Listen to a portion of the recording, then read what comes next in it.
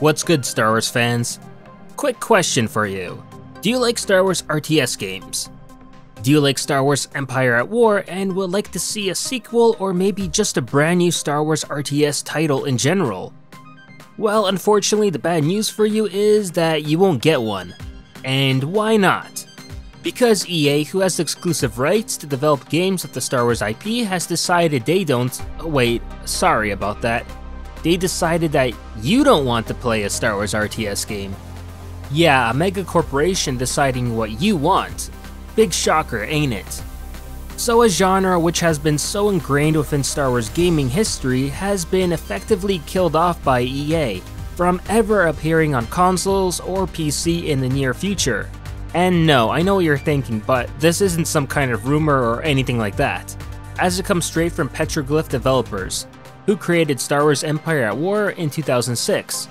Recently, Empire at War saw a multiplayer update thanks to GOG for both the GOG and Steam versions of the game, which got people excited that perhaps we might be seeing potentially a new Star Wars RTS coming out soon.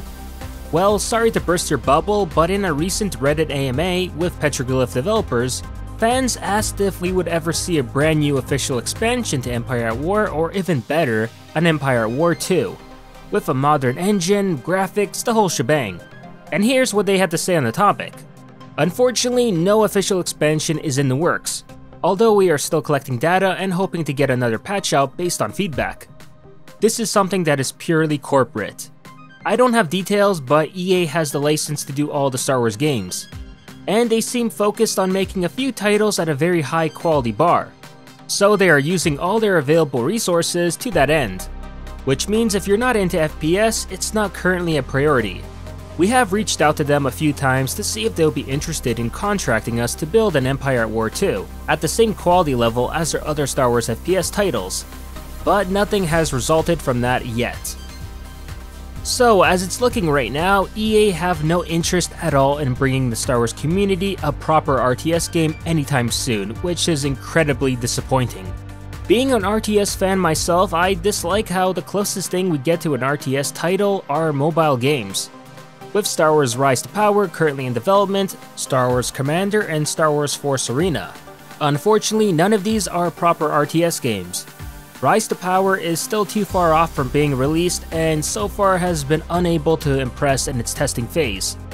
Star Wars Commander is basically a Clash of Clans clone and a joke when compared to a real RTS title. While Force Arena has elements of real-time strategy, it's far more closely aligned to a MOBA game than a traditional RTS game that we want. I was thinking, is it really so hard to give us at the very least a Halo Wars game with a Star Wars skin? Listen, I loved Halo Wars for its simplicity, and it was the perfect RTS for consoles. So if developing a more advanced Star Wars RTS for PC is too much to ask for EA, I'd happily settle for a Halo Wars Star Wars skin. Unfortunately, that all falls on mute ears right now, since EA isn't interested in developing a Star Wars RTS anytime soon, and we're just gonna have to accept that. But it's not just RTSs, as EA canceling Visceral Star Wars game also meant that they don't care about creating a story-focused Star Wars game either. Fortunately, there's still a little hope out there, as we do know Respawn Entertainment are creating a Star Wars game that's supposed to be released in 2020. But not only is that a couple years away, it's also a game we know extremely very little in. All we know is that it's supposed to be an action game that promises players the awe in wielding a lightsaber. Now where did I hear that promise from a certain other Star Wars action game before? Oh please God, no. But of that all said, what are your opinions on EA's direction for Star Wars gaming? Especially if they're being less focused on RTS and story-driven titles. So is this good or bad in your opinion? Let me know in the comments down below.